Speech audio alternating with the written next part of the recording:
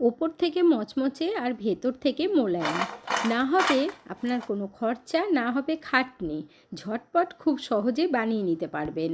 ঘরে থাকা সামান্য কিছু উপকরণ দিয়ে এত সুন্দর তৈরি করা যায় বন্ধুরা, একবার খাওয়া শুরু করলে আর থামতে ইচ্ছে করবে না। এর মধ্যে যেমন মিষ্টির স্বাদ পাবেন, তেমন বিস্কুটেরও স্বাদ পাবেন। তাহলে আর দেরি না করে চলুন দেখে নেওয়া যাক যে কিভাবে তৈরি করেছি।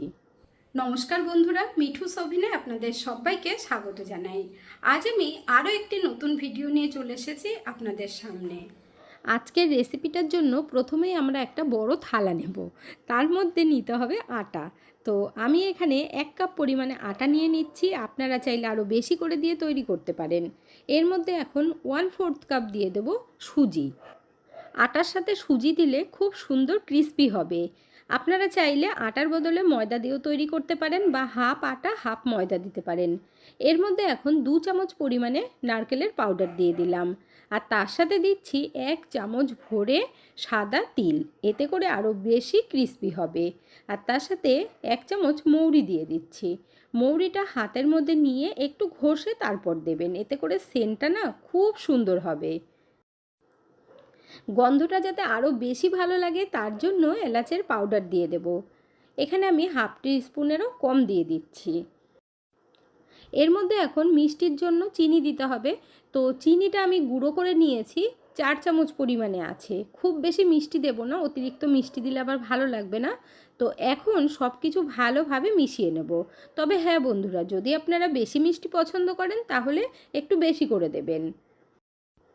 আমি মিষ্টিটা এখানে কম দিয়েছি বলে এমন কোনো কথা নয় যে আপনাকেও মিষ্টি কম দিতে হবে। তাই আপনারা আপনাদের আন্দাজ মতো দেবেন। আর অবশ্যই চিনিটা গুঁড়ো করে দেবেন। ময়মের জন্য এখানে আমি ঘি ব্যবহার করছি, তো 2 চামচ পরিমাণে দিয়ে দিচ্ছি। আপনারা চাইলে কিন্তু সাদা তেল দিয়েও ময়ম দিতে পারেন। ঘিটা একটু কাচিয়েই দিয়ে দিচ্ছি, বেকার নষ্ট করে তো লাভ নেই। এরপর খুব ভালোভাবে ময়ম দিয়ে নিতে হবে।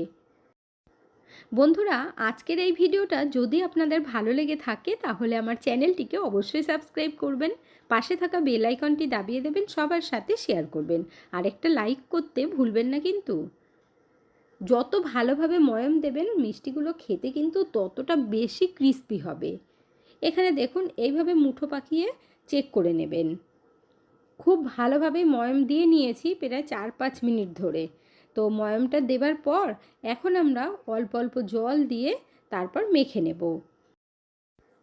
এর মধ্যে যেহেতু চিনিটা গুঁড়ো করে দিয়েছি তাই জলটা দেওয়ার সময় কিন্তু একটু বুঝে শুনে দিতে হবে। কারণ জল দেওয়ার সাথে সাথে চিনির গুঁড়োটা আরও বেশি মেল্ট হয়ে যাবে। তার জন্য আমি অল্প করে জল দিয়ে ভালোভাবে মেখে নেব। মানে অল্প অল্প করে দেব, একবারে দেব না। এই ডোটা তৈরি করার সময় কিন্তু একটু খেয়াল রেখে তৈরি করতে হবে। এর মধ্যে এখন আবার একটু জল দিয়ে দেব, তারপর আবারও মেখে নেব। তো দেখতেই পাচ্ছেন আমি একদম সামান্য জল দিয়ে দিয়ে মাখছি।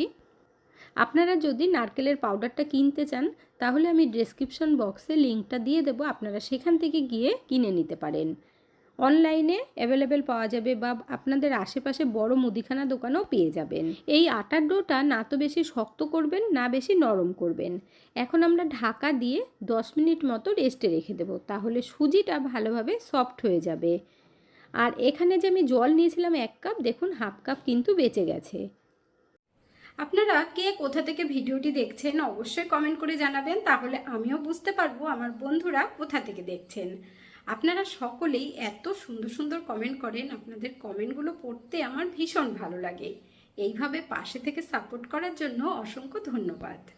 রেস্টে রেখেছিলাম, 10 মিনিট হয়ে গেছে। আর আটার ডোটাও কিন্তু খুব সুন্দরভাবে সেট হয়ে গেছে। এখন একটু মেখে নেব আমরা। আর এটা কিন্তু বেলাবেলির কোনো দরকারই পড়বে না, একদম সহজভাবে দেখিয়ে দেব। তার জন্য যেই কাজটা করতে হবে, প্রথমে না আমরা এটাকে 2 টুকরো করে নেব। 2 টুকরো করলে সুবিধে হবে। এখন 1 টুকরো রেখে দিয়ে আরেক টুকরোকে একটু লম্বা করে নেব। আপনাদেরকে আমি আগেই বলেছি যে বেলাবেলির ঝামেলা ছাড়া খুব সহজেই বানিয়ে নিতে পারবেন। এই রোলটাকে না একটু মোটাই রাখতে হবে। তারপর আমরা এর থেকে কেটে নেব। আপনারা যদি একটু মোটাও রাখতে চান তাতে কিন্তু অসুবিধা হবে না, তবে খুব বেশি মোটা করবেন না। এখানে আমি বেশ কিছুটা গ্যাপ রেখে রেখে কেটে নিচ্ছি। তাহলে দেখে নিলেন বন্ধুরা যে কতটা সহজ তৈরি করা। কিছুই করতে হবে না, এক পিস হাতে নিয়ে দুদিক থেকে একটুখানি হালকা করে চাপ দিয়ে দেবেন। দেখুন, দেখা মাত্রই কিন্তু আপনারা বানিয়ে নিতে পারবেন, ভীষণ সহজ, আর আপনারা অনেক দিন রেখে খেতেও পারবেন। এই মিষ্টিগুলো বানানো কতটা সহজ দেখুন বন্ধুরা, না তো গোল করার ঝামেলা না কিছু, শুধুই একটু দুই দিক থেকে একটু চাপ দিয়ে দেবেন হালকা করে, তাহলেই তৈরি হয়ে যাবে। আর দেখতে দেখুন কতটা সুন্দর লাগছে। তো এইভাবে আমি সব কটা তৈরি করে নিয়েছি। এইভাবে সবগুলো একসাথে তৈরি করে নেবেন, তারপর 5 মিনিট মতো রেখে দেবেন। 5 মিনিট হয়ে যাবার পর ভাজতে হবে। একবার তৈরি করে রাখলে কি হয়, যখনই হালকা ফুলকা খিদে পাবে তখনই আপনারা খেতে পারবেন, পেটটাও ভরে যাবে কিন্তু মন ভরবে না, আর খাওয়া শুরু করলে সত্যি কথা বলতে থামতে ইচ্ছে করে না। এখন এগুলো ভেজে নিতে হবে। তো ফ্রাই প্যানে তেল দিয়ে এগুলো একটা একটা করে দিয়ে দেবো, আর তেলটা না প্রথমে ভালোভাবে গরম করবেন, আর দেওয়ার সাথে সাথেই গ্যাসের ফ্লেমটা কমিয়ে দেবেন না। তেলের মধ্যে দেওয়ার 2 মিনিট বাদে গ্যাসের ফ্লেমটা লো আঁচে করে দেবেন, তারপর ভাজবেন। লো টু মিডিয়াম আঁচে রেখে ভাজতে হবে। যদি আপনারা তেলে দেওয়ার সাথে সাথে গ্যাসের ফ্লেমটা কমিয়ে দেন তাহলে কিন্তু এগুলো ফেটে যাবে, দেখতেও ভালো লাগবে না। তো সেই জন্য গ্যাসের ফ্লেমটা কিছুক্ষণ বাদে কমাতে হবে। এখন আমরা ভালোভাবে উল্টে পাল্টে বেশ টাইম নিয়ে একটু ভেজে নেব, না হলে এগুলো ভেতর থেকে কিন্তু ভাজা হবে না ভালো। ভাজার পর না এগুলো পুরো খাস্তা হয়ে যাবে, আর এত বেশি ভালো লাগে তৈরি না করলে কিন্তু বুঝতে পারবেন না বন্ধুরা। যারা আমার ভিডিও ইউটিউব থেকে দেখছেন চ্যানেলটিকে সাবস্ক্রাইব করে দেবেন, আর যারা ফেসবুক পেজ থেকে দেখছেন পেজটিকে ফলো করে আর একটা লাইক শেয়ার করে দেবেন। আপনাদের জানাই অসংখ্য ধন্যবাদ।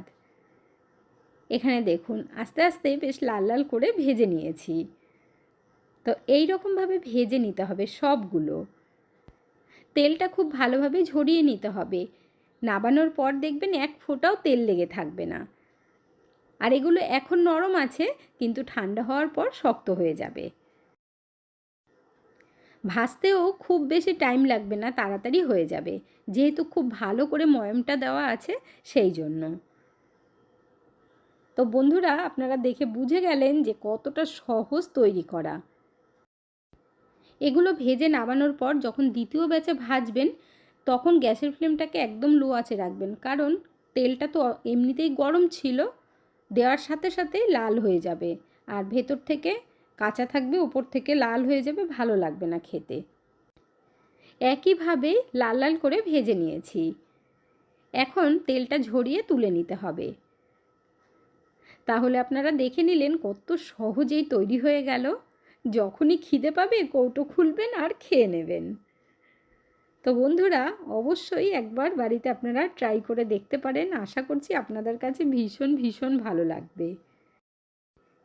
একবার তৈরি করে কাউকে খাওয়াবেন তো বারবার বলবে এই রেসিপিটাই তৈরি করতে।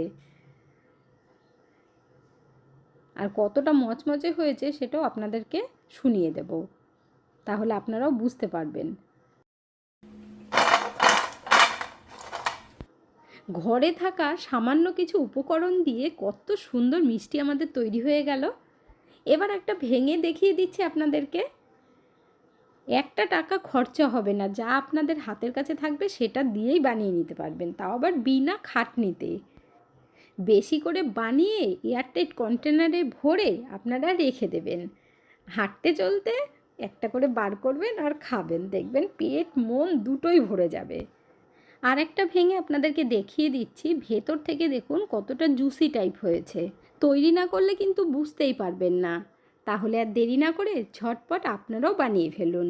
আজকের ভিডিওটা আপনাদের কাছে কেমন লাগলো অবশ্যই কমেন্ট করে জানাবেন। ভালো থাকবেন, সুস্থ থাকবেন, দেখা হচ্ছে পরের ভিডিওতে। Thank you.